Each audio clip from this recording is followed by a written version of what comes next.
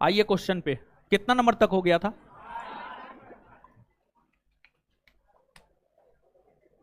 60 number तक हो गया था ना। आज आप लोग का बायोलॉजी का क्लास था, मेरा भी तो था ही। चलिए आ जाइए तो।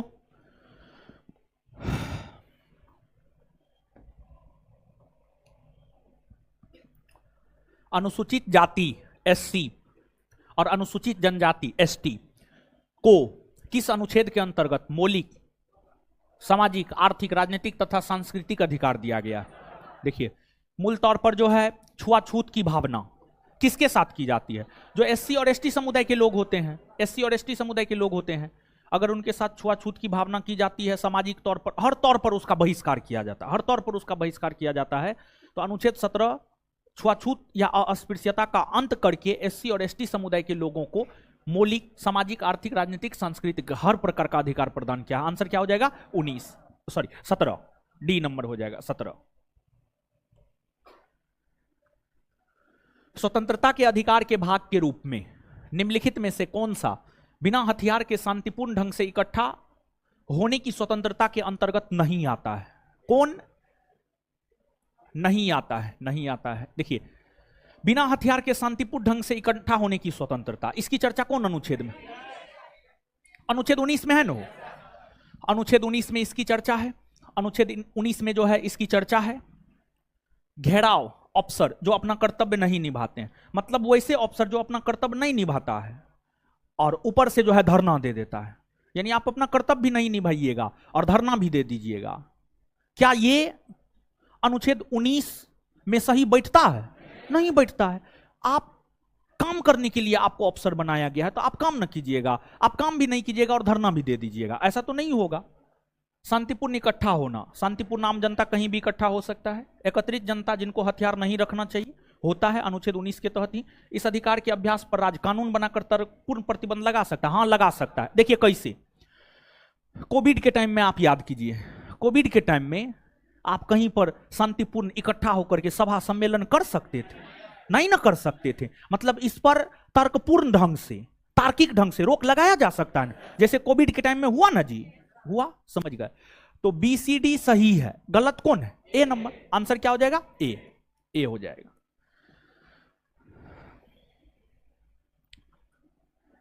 निम्नलिखित में से किस आधार के कारण नागरिक की विचार अभिव्यक्ति की स्वतंत्रता पर प्रतिबंध नहीं लगाया जा सकता? प्रतिबंध नहीं लगाया जा सकता है। किस आधार के कारण नागरिक की विचार अभिव्यक्ति, विचार अभिव्यक्ति मतलब आपके अंदर में जो बात है उसका उजागर आप करते हैं, यानी आपके बोलने के ऊपर वो, सीधा सोचिए, आपके बोलने के ऊपर वो, आपके बोलने के ऊपर रोक कब नहीं लगाया जा सकता है? देखिए, आपको बोलने का अधिकार है, बोलने का अधिकार हमारा मौलिक अधिकार है। बोलने का अधिकार भारत के आम नागरिकों का मौलिक अधिकार है, हां या ना?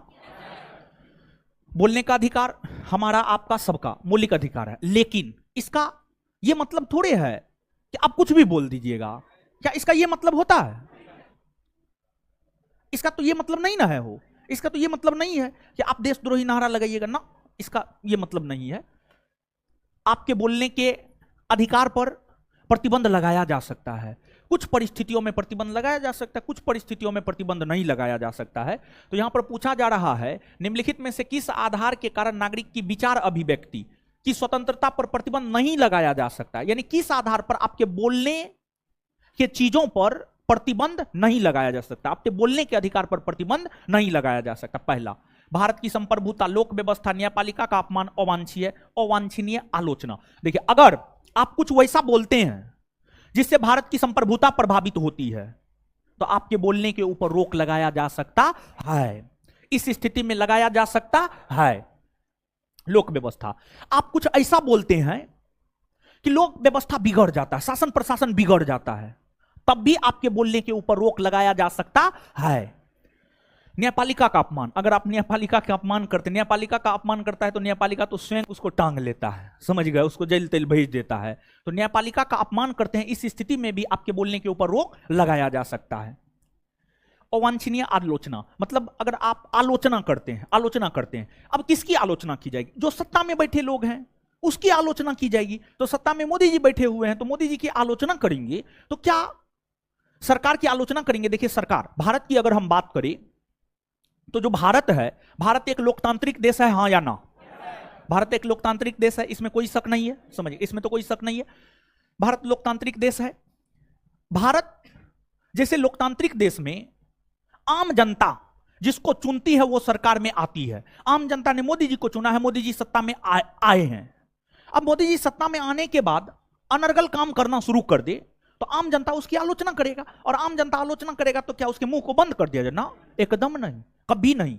अगर आम जनता सरकार की आलोचना करे या विपक्षी सरकार की आलोचना करे तो उसके बोलने के ऊपर प्रतिबंध लगा दिया जाएगा, तो फिर लोकतंत्र स्वस्थ स्थिति में नहीं है ऐसा माना जाएगा। लोकतंत्र उस देश में स्वस्थ स्थिति में नहीं है ऐसा माना जाएगा। और अगर ऐसा होता तो सबसे ज्यादा तो कन्हैया कुमार, जो कि बेगूसराय का रहने वाला है, पहले सीपीआई में था, अभी जो है कांग्रेस ज्वाइन कर लिया है, सुबह शाम तो मोदी के खिलाफ बोलता है। उसके बोलने के ऊपर कहां रोक लगाया जा रहा है? तो आलोचना करने से जो है रोक नहीं लगता है, आलोचना करने से रोक नहीं लगता है। तो मतलब आंसर क्या हो जाएगा? डी। क्या होगा? डी। निम्नलिखित में से कौन सा अधिकार अनुच्छेद 19(1)(d) को अनुच्छेद 21 से मिलाकर पढ़ने पर प्राप्त होता है? यानी 19 के 1 के डी और 21 को मिलाकर पढ़ने से क्या आपको प्राप्त होता है? देखिए 19 के 1 के डी में क्या है? पूरे भारतवर्ष के भीतर, पूरे भारतवर्ष के भीतर, भारतवर्ष के भीतर घूमने का अधिकार, पूरे भारतवर्ष के भीतर, विदेश ना है, ठीक है, घूमने का अधिकार है, लेकिन जो घूमने का अधिकार है वह पूरे भारत वर्ष के भीतर, पूरे भारतवर्ष के भीतर है। 19 के 1 के डी और अनुच्छेद 21, अनुच्छेद 21 में क्या है? प्राण और दैहिक स्वतंत्रता। मतलब दोनों अनुच्छेद को मिलाकर हम पढ़ेंगे तो क्या हमको प्राप्त होगा? विदेश जाने का अधिकार प्राप्त होगा, विदेश जाने का अधिकार प्राप्त होगा, विदेश जाने का अधिकार प्राप्त होगा, शरण पाने का अधिकार प्राप्त होगा, एकांता प्राइवेसी का अधिकार प्राप्त होगा, सूचना प्राप्त करने का अधिकार प्राप्त होगा।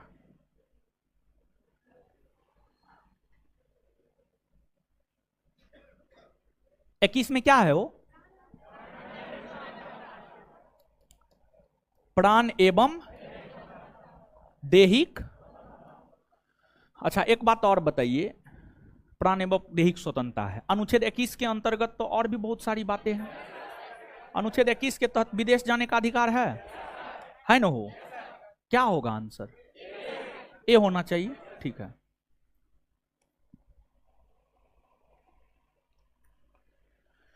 निजता के अधिकार को जीवन एवं व्यक्तिगत स्वतंत्रता के अधिकार के अंतर्गत भाग के रूप में संरक्षित किया जाता है। भारत के संविधान में निम्नलिखित में से किससे उपर्युक्त कथन सही एवं समुचित ढंग से अर्थित है? मतलब निजता के अधिकार की चर्चा कहां है? निजता के अधिकार की चर्चा भारतीय संविधान के भाग 3 के अंतर्गत अनुच्छेद 21 में है। निजता के अधिकार की चर्चा भारतीय संविधान के भाग 3 के अंतर्गत अनुच्छेद 21 में है। यानी इसका सही उत्तर क्या हो जाएगा? सी। क्या हो जाएगा? सी।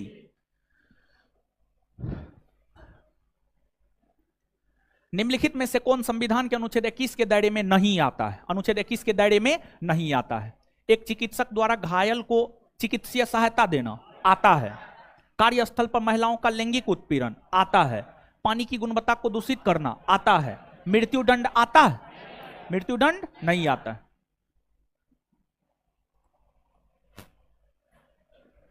भारतीय गणराज्य के संविधान का कौन सा अनुच्छेद व्यक्ति की प्राण एवं दैहिक स्वतंत्रता के संरक्षण से संबंधित? अनुच्छेद 21। आगे, धार्मिक स्वतंत्रता के अधिकार के प्रावधान के अंतर्गत सम्मिलित है। धर्म प्रचार करने का अधिकार है। धर्म प्रचार करने का अधिकार है। सिखों के द्वारा कृपाण रखने का अधिकार है। राज्यों को समाज सुधारक विधि निर्माण का अधिकार हाँ है। राज्य को अधिकार है, सरकार को अधिकार। राज्य शब्द का प्रयोग देखिए, राज्य के नीति निर्देशक तत्व और मौलिक अधिकार, ये दोनों चैप्टर में जो राज्य शब्द का प्रयोग होता है वो भारत सरकार के संदर्भ में होता है। तो राज्य को समाज सुधारक विधि निर्माण का अधिकार होता है, हाँ होता है। होता है इसलिए तो भारत सरकार ने 3 तलाक को बंद करने को लेकर कानून बनाया है या नहीं बनाया? एकदम से बनाया है, होता है। धार्मिक निकायों को लोगों का धर्म परिवर्तन कराने का अधिकार नहीं होता है, ये नहीं होता है। 1, 2 और 3। ए, संविधान के किस अनुच्छेद के अंतर्गत सिखों द्वारा कृपाण धारण करना धार्मिक स्वतंत्रता का अंग माना? कौन अनुच्छेद? अनुच्छेद 25। अनुच्छेद 25। अनुच्छेद 26 में क्या है वो, क्या है? धार्मिक कार्यों का प्रबंधन, धार्मिक कार्यों का प्रबंधन। अनुच्छेद 27 में क्या है? क्या अनुच्छेद 27 में? अनुच्छेद 27 में है कि अगर आप किसी भी धर्म के वृद्धि या पोषण में कोई भी रुपया पैसा खर्च करते हैं तो उस पर आपसे किसी भी प्रकार का कोई टैक्स नहीं लिया जाएगा, अनुच्छेद 27 में। भारतीय दंड संहिता की किस धारा के अनुसार आत्महत्या प्रयास को दंडनीय अपराध मान? 309। संविधान के अनुच्छेद 25 के अनुसार धर्म स्वतंत्रता का अधिकार किसके अधीन नहीं है? धर्म स्वतंत्रता का अधिकार सार्वजनिक व्यवस्था, स्वास्थ्य और सदाचार के अधीन होता है, मानववाद के अधीन नहीं होता है। तो आंसर क्या हो जाएगा? डी, मानववाद के अधीन नहीं होता है। संविधान के अनुच्छेद 25 के अनुसार धर्म स्वतंत्रता का अधिकार किसके अधीन नहीं है? तो मानववाद के अधीन नहीं है, मानववाद के अधीन नहीं है। ज्योग्राफी 5 तारीख से न बोले हैं जी, 5 तारीख से ज्योग्राफी शुरू होगा, 5 से शुरू होगा, 5 जनवरी से, 5 जनवरी से ज्योग्राफी शुरू होगा, 5 जनवरी से शुरू होगा। आगे, निम्नलिखित में से कौन एक सुमेलित नहीं है? मतलब कौन एक गलत है? अनुच्छेद 23 मानव के दुर्व्यापार एवं बलात् श्रम का प्रतिषेध, सही है या गलत? सही है। अनुच्छेद 24 कारखानों आदि में बालकों के नियोजन का प्रतिषेध, सही है या गलत? सही है। धार्मिक कार्यों के प्रबंधन की स्वतंत्रता, शिक्षण संस्थानों की स्थापना और प्रशासन करने का अल्पसंख्यक वर्गों का अधिकार, सही है या गलत? गलत है। इसकी चर्चा है शिक्षण संस्थानों की स्थापना और प्रशासन करने का अल्पसंख्यक वर्गों का अधिकार, अनुच्छेद 30 में। कौन अनुच्छेद में है? अनुच्छेद 30 में है, अनुच्छेद 30 में है। और 29 में है अल्पसंख्यक वर्गों के हितों का संरक्षण। आंसर क्या हो जाएगा? डी, 72 का आंसर डी। 73 भारतीय संविधान का कौन सा अनुच्छेद अल्पसंख्यकों को अपनी मनपसंद शिक्षण संस्थानों को स्थापित एवं संचालित करने के अधिकार को संरक्षण प्रदान करता है? 30 का क्लाउज 1, 30 का क्लाउज 1। आगे, निम्नलिखित युग्मों में से कौन सा सही सुमेलित नहीं है?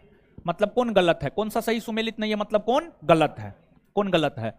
मानव के दुर्व्यापार तथा बलात् श्रम का प्रतिबंध, अनुच्छेद 23, सही है या गलत? सही है। अल्पसंख्यक वर्गों के हितों का संरक्षण, अनुच्छेद 29, सही है। संवैधानिक उपचारों का अधिकार, सही है ना? शिक्षण संस्थानों की स्थापना तथा प्रशासन करने के अल्पसंख्यक वर्गों का अधिकार 31, नहीं ना? गलत है नहीं, 31 में है ना जी। अनुच्छेद 31 में क्या था? संपत्ति का अधिकार, इसको निरस्त कर दिया गया है ना? हाँ, निरस्त कर दिया गया है। आंसर क्या हो जाएगा? डी। रेगुलर का राग अलाप मेरे पास नहीं है सर जी, ऑब्जेक्टिव नहीं है तो जाइए चुल्लू भर पानी में मुंह डुबा के मर जाइए। अब नहीं है तो हम क्या कर सकते हैं? नहीं है तो जाकर के खरीदिए, ठीक है। बार बार तभी से 72 बार मैसेज किया है नहीं है नहीं है नहीं है, नहीं है तो हम क्या करेंगे? जाके खरीदिए।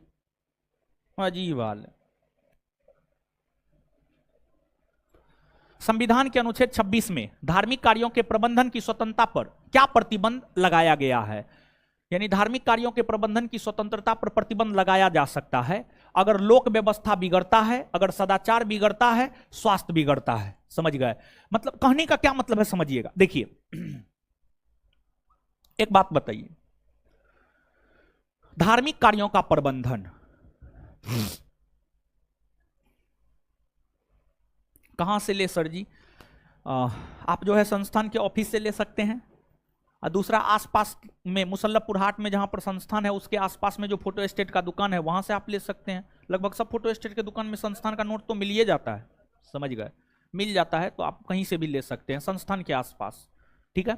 चलिए सुनिएगा, आप यहां पर देखिए धार्मिक कार्यों का प्रबंधन, जैसे कि मान लिया जाए कोविड है और आप चाहते हैं कि गांधी मैदान में हम भागवत कथा का आयोजन करवा लें, तो पॉसिबल है? सरकार कभी अनुमति देगा? तो अगर इस स्थिति में अनुमति नहीं देता है, मतलब कहीं ना कहीं क्या कारण बन रहा है? स्वास्थ्य कारण बन रहा है। क्या कारण बन रहा है? स्वास्थ्य कारण बन रहा है।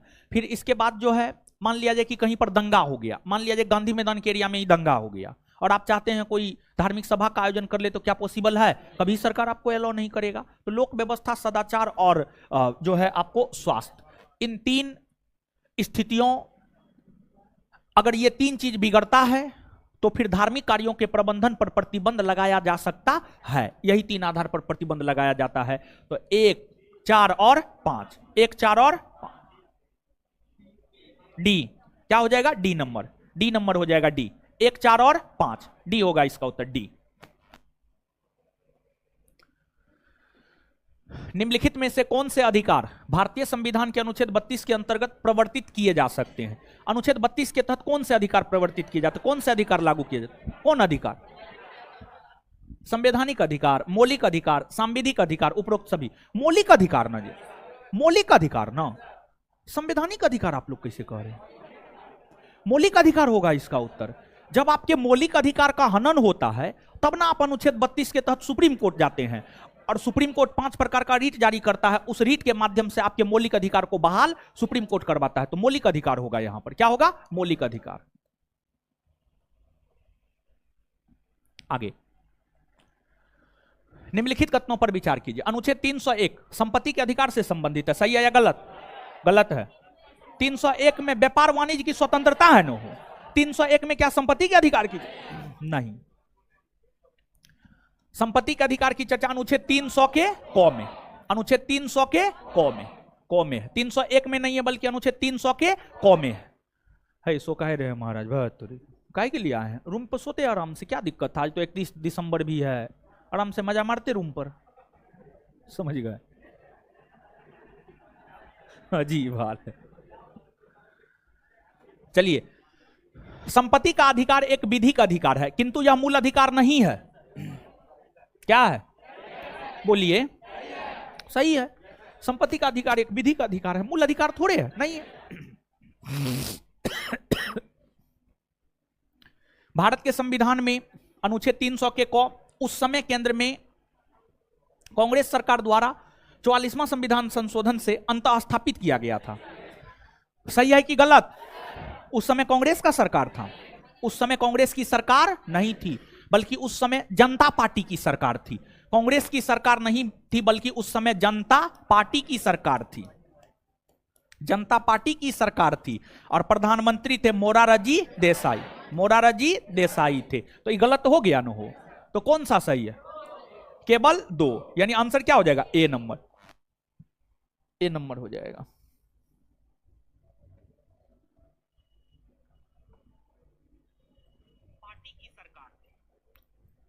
प्रीति जी, आपका कान खराब हो गया है।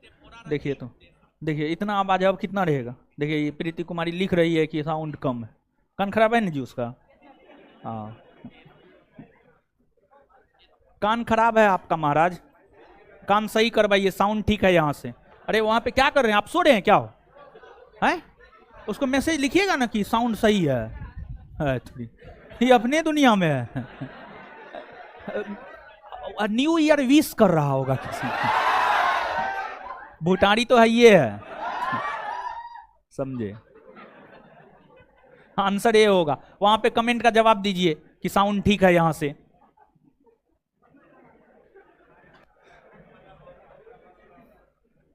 चलिए आगे आइएगा। संविधान के अंतर्गत मूल अधिकारों का संरक्षक कौन है? संसद, राष्ट्रपति, सर्वोच्च न्यायालय, मंत्रिमंडल? सर्वोच्च। जानते हैं, ई क्वेश्चन में जब हम स्टूडेंट लाइफ में तो बड़ी कंफ्यूज आते थे, समझिएगा, बहुत कंफ्यूजन होता था। तो आपको भी इसमें कंफ्यूजन हो सकता है, हो सकता है, नहीं ना है? कोई दिक्कत नहीं ना है? ये क्वेश्चन देखिए बार बार पूछा गया है, बड़ी अच्छा क्वेश्चन, बहुत अच्छा क्वेश्चन है। आप किसी भी परीक्षा का क्वेश्चन बैंक पलट करके देख लीजिए, रेलवे का, एसएससी का, यूपीएससी का, बीपीएससी का, कोई भी ये क्वेश्चन आपको मिल जाएगा मौलिक अधिकार में। मतलब लगभग हर बोर्ड इस प्रश्न को पूछा है। बहुत अच्छा क्वेश्चन है ये, समझ गए? तो इसका आंसर होगा सर्वोच्च न्यायालय। क्या होगा? सर्वोच्च न्यायालय, सर्वोच्च न्यायालय, सर्वोच्च न्यायालय। आगे सुमेलित कीजिए, जो रीट है, किस रीट का क्या अर्थ होता है, ये चीज आपसे पूछा जा रहा है। बंदी प्रत्यक्षीकरण। बंदी प्रत्यक्षीकरण का अर्थ क्या होता है? बंदी प्रत्यक्षीकरण का अर्थ होता है सशरीर प्रस्तुत करना, सशरीर प्रस्तुत करना। तो इस संदर्भ में क्या होगा? हमें शरीर चाहिए, हमें शरीर चाहिए। परमादेश, हम आदेश देते हैं, हम आदेश देते हैं।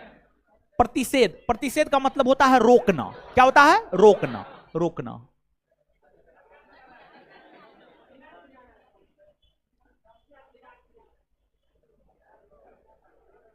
अच्छा रुकिए ना थोड़ा सा। अधिकार परीक्षा का अर्थ होता है किस अधिकार से, किस अधिकार से, किस अधिकार से। और प्रतिषेध और उत्प्रेषण बच रहा है।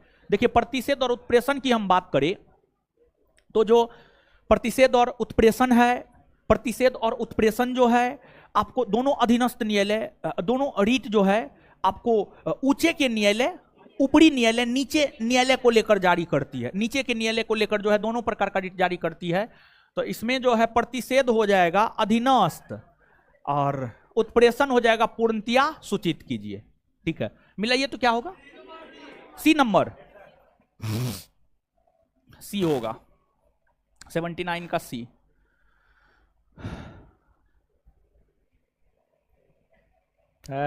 यो एगो अपाइये समझे।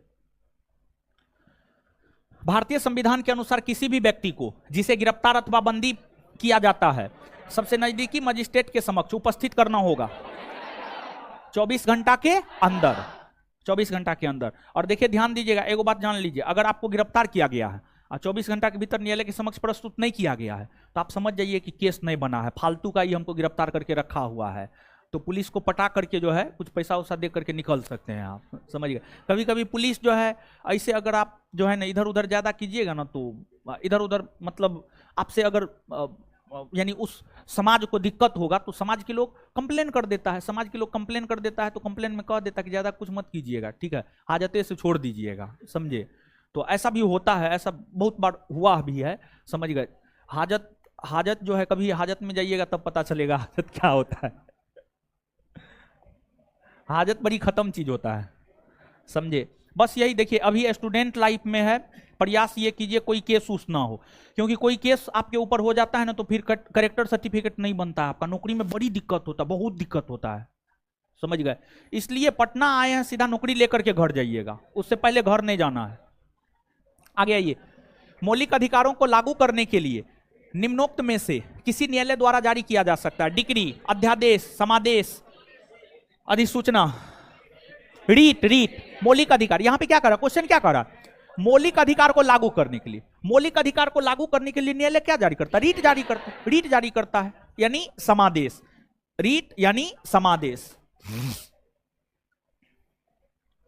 व्यक्तिगत स्वतंत्रता के लिए निम्नलिखित में से कौन सी रीट याचिका दायर की जाती है, व्यक्तिगत स्वतंत्रता के लिए, व्यक्तिगत स्वतंत्रता के लिए।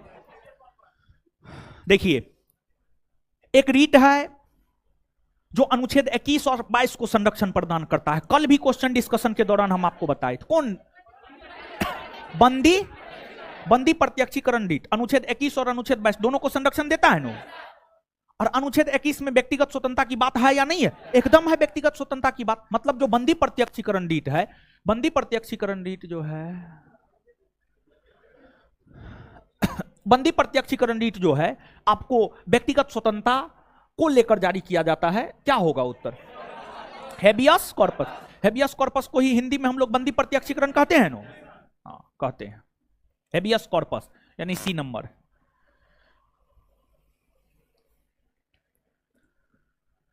जवाब दीजिएगा, ठीक है।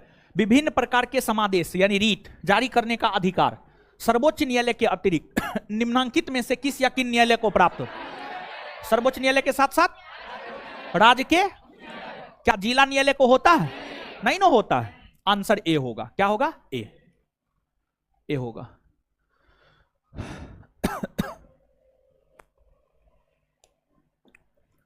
बंदी प्रत्यक्षीकरण के अतिरिक्त निम्नलिखित में से किस याचिका को उच्च न्यायालय जारी कर सकता है। देखिए रीट 5 प्रकार का होता है ना, 5 प्रकार का रीट सुप्रीम कोर्ट भी जारी कर सकता है और हाई कोर्ट भी जारी कर सकता है। तो उत्तर क्या होगा, सभी होगा ना, हो उत्तर क्या होगा, सभी ई होगा, ई होगा।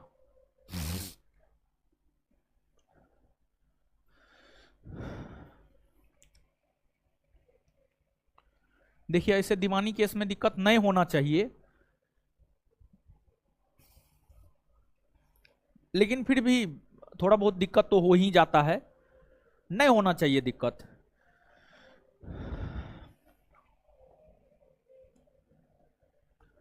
बंदी प्रत्यक्षीकरण याचिका केवल निरुद्ध व्यक्ति द्वारा ही दाखिल की जा सकती है, केवल हितबद्ध व्यक्ति द्वारा ही दाखिल की जा सकती, किसी भी निजी व्यक्ति द्वारा दाखिल की जा सकती, निरुद्ध व्यक्ति या हितबद्ध व्यक्ति दोनों दाखिल की जा सकती, दोनों द्वारा दाखिल की जा सकती है, दोनों द्वारा दाखिल की जा सकती है। समझ गए? जो जेल में बंद है और जिसका हित उससे प्रभावित है, दोनों जारी कर सकता है। डी, डी होगा, डी। निम्नलिखित में से किस स्थिति में बंदी प्रत्यक्षीकरण याचिका जारी किया जा सकता है? संपत्ति की हानि, अतिरिक्त कर की वापसी, दोषपूर्ण पुलिस नजरबंदी, भाषण की स्वतंत्रता का उल्लंघन। क्या होगा? हाँ? अगर गलत ढंग से पुलिस आपको नजरबंद कर दिया है तब ही जो है हेबियस कॉर्पस बंदी प्रत्यक्षीकरण रीट न्यायपालिका के द्वारा जारी किया जाता है। यानी आंसर क्या हो जाएगा? सी, सी हो जाएगा। 86 का क्या हो जाएगा? सी।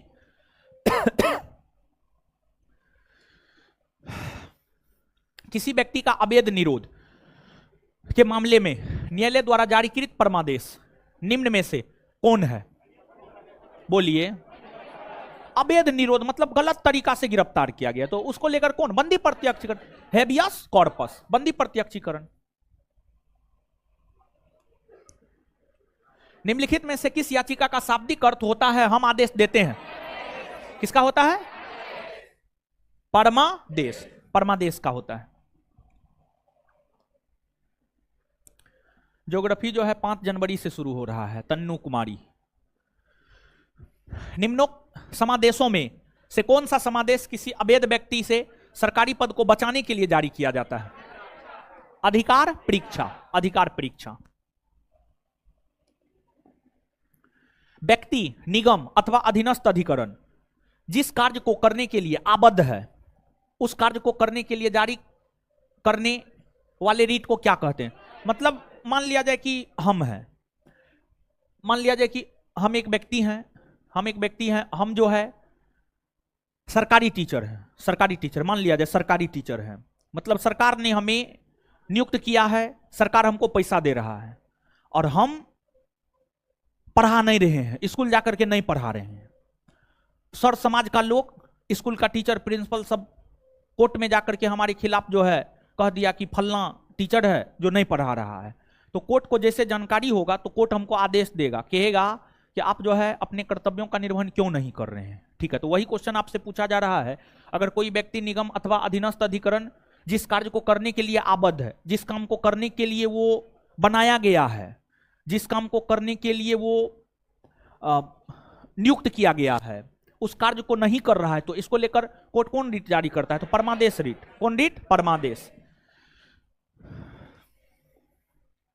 वह रीट जो भारत में उच्चतम न्यायालय अथवा सर्वोच्च न्यायालय द्वारा किसी व्यक्ति या सार्वजनिक संस्था का आदेश देती है कि वो अपने कर्तव्य का पालन करे, क्या कहलाती है? परमादेश। क्या कहलाती है? परमादेश, परमादेश कहलाती है। निम्नलिखित में से किस लेख के द्वारा किसी सक्षम न्यायालय द्वारा किसी व्यक्ति, निगम या निचली अदालत को कोई ऐसा कार्य करने के लिए आदेश दिया जाता है जो उसकी कर्तव्य सीमा में आता है और जिसको उन्हें पूरा करना चाहिए? परमादेश। क्या होगा? परमादेश। एक ऐसी याचिका जो न्यायपालिका द्वारा जारी की जाती है तथा जिसमें कार्यपालिका को कहा जाता है कि वह यह कार्य करे जो उसे प्राप्त शक्तियों के अंतर्गत करना चाहिए था, रीट को कहा जाता है? क्या कहा जाता है? मेंडामास, परमादेशी कहा जाता है। देखिए क्वेश्चन एक ही है, आंसर एक ही हो रहा है, लेकिन अलग अलग तरीका से पूछा जा रहा है। उत्प्रेषण रीट निम्न में से किस आधार पर जारी किए जाते हैं? अधिकारिता का अभाव या अधिकारिता से बाहर किए गए कार्य के लिए, नैसर्गिक न्याय के सिद्धांत का अतिक्रमण होने पर, अभिलेखों में प्रत्यक्षता प्रकट विधिक त्रुटि के आधार पर, उपर्युक्त सभी। उत्तर होगा उपर्युक्त सभी, उपर्युक्त सभी। आंसर याद रख लीजिएगा। निम्नलिखित मौलिक अधिकारों में से किसे डॉक्टर बी आर अंबेडकर ने संविधान की हृदय एवं आत्मा कहा है? संवैधानिक उपचारों का अधिकार, संवैधानिक उपचारों का अधिकार। संवैधानिक उपचारों का अधिकार किन परिस्थितियों में निलंबित हो सकता है? आपात स्थिति की घोषणा के दौरान, सेना सदस्यों के संबंध में, जब सैनिक विधि लागू हो, उपर्युक्त सभी परिस्थितियों में। उपर्युक्त सभी परिस्थितियों में, सभी परिस्थितियों में, सभी परिस्थितियों में। निम्नलिखित में से किस एक को नागरिकों के मौलिक अधिकारों का रक्षक तथा भारत के संविधान का अभिभावक माना जाता है? उच्चतम न्यायालय, उच्चतम न्यायालय। कितना क्वेश्चन है जी इसमें? 156। भारत के संविधान के किस अनुच्छेद के अंतर्गत भारत का उच्चतम न्यायालय नागरिकों के मूल अधिकारों के प्रवर्तन के लिए विभिन्न रीट जारी करने का अधिकार रखता है?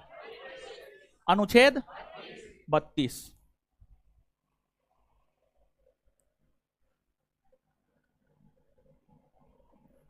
निम्न कथनों पर विचार कीजिए। कथन ए, संविधान के अनुच्छेद 32 को डॉक्टर अंबेडकर ने इसकी आत्मा कहा है। हाँ कहा है।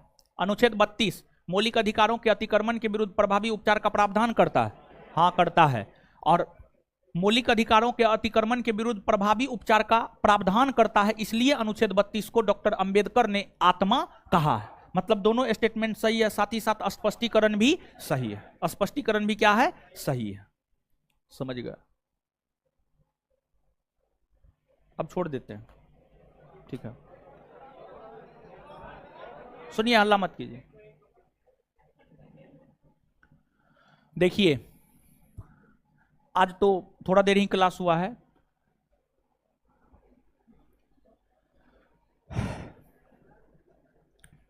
आपको एक तो कल है, कल तो रविवार है। 2, 3, 4 को संस्थान बंद है। संस्थान आपका पुनः खुल रहा है 5 जनवरी से। और 5 जनवरी से जब आपका खुलेगा तो इंडियन ज्योग्राफी शुरुआत होगी। इंडियन ज्योग्राफी की शुरुआत होगी, ठीक है। इंडियन ज्योग्राफी की शुरुआत होगी। और इसके बाद आगे सुन लीजिए, आगे जो है हम आपको बता दिए हैं कि क्लास आपका 3 दिन जैसे चलता था वैसे ही 3 दिन चलेगा। और एक चीज हमारी नजर में आया कि हम रात में सोच रहे थे कि जो है थोड़ा टाइम लग रहा है, आपसे उस रोज डिस्कस भी किए थे। तो हम ये सोच रहे थे कि बच्चा को जो है 2 बैच अलॉट कर देते हैं, ठीक है। 2 बैच अलॉट कर देते हैं। हम देख रहे थे कि टाइम अगर कम भी करते हैं तो लिखाने में टाइम कम नहीं होगा। थोड़ा बहुत कम हो सकता है, थोड़ा बहुत कम हो सकता है। अगर 1.5 घंटा के बजाय 2 घंटा क्लास हो तो थोड़ा बहुत कम हो सकता है, लेकिन बहुत ज्यादा कम नहीं होगा। एक बैच की जगह 2 बैच अगर अलॉट कर देंगे तो हमको लगता है कि जो है जल्दी हो जाएगा, ठीक है। एक बैच की जगह 2 बैच अलॉट कर देंगे तो जल्दी हो जाएगा। तो इसको लेकर जो है हम सोच विचार रहे हैं। तो आप लोग क्या चाहते हैं? 2 बैच कर सकते हैं? 2 बैच करने में आपत्ति है किसी को? हाथ खड़ा कीजिए, हाथ खड़ा कीजिए। तो किसको किसको आपत्ति है? देखिए, फ्रीली बोलिए, कोई दिक्कत नहीं है। हम ऐसा थोड़े कि हम आपको पीटते हैं, बताइए। नहीं ना पीटते हैं, कितना प्यार से हर बात आपसे करते हैं, ठीक है। पीटते हैं? क्या आपत्ति है? क्लास है, अच्छा ठीक है।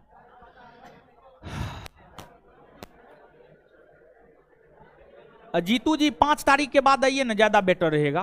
5 तारीख को आइए या 5 तारीख के बाद आइए, क्योंकि संस्थान जो है बीच में बंद रहेगा। लेकिन तो खुला हुआ, हाँ एगो बैच तो ले रहे हैं, हाँ एगो बैच ले रहे हैं। नहीं खुला रहेगा, आ सकते हैं, कोई दिक्कत नहीं है। लेकिन दोपहर के टाइम में आइएगा, 10 बजे के बाद आइएगा, 10 से 5 के बीच में आइएगा। संस्थान खुला हुआ है, खुला हुआ है, संस्थान बंद नहीं है। एगो बैच हम ले रहे हैं सुबह 8 से 10 वाला, ठीक है। बाद बाकी जो है बंद है। आप लोग के बैच को एक्स्ट्रा टाइम नहीं देंगे, ठीक है। सबका एक्स्ट्रा टाइम फिक्स हो गया है, ठीक है। अभी होली तक का शिफ्ट फिक्स हो गया है। ये छुट्टी में 8 से 10 बैच को एक्स्ट्रा टाइम दे रहे हैं। सरस्वती पूजा की छुट्टी में 10 से 12 बैच को देंगे। होली के छुट्टी में 5 से 7 फाउंडेशन बैच को देंगे एक्स्ट्रा टाइम। तो उससे आगे जो छुट्टी होगा उसमें आप लोग को दे देंगे, ठीक है।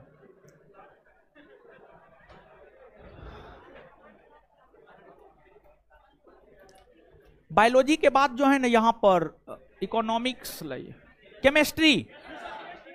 सुबह में एगो केमिस्ट्री देंगे, अच्छा ठीक है, देख लेते हैं, देख लेते हैं। इकोनॉमिक्स शुरू करवा देंगे। इकोनॉमिक्स पढ़िए ना, ना बायोलॉजी पढ़िएगा।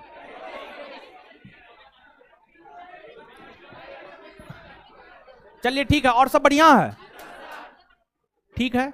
फिर इससे आगे मिलते हैं 5 जनवरी को। धन्यवाद सभी लोगों का।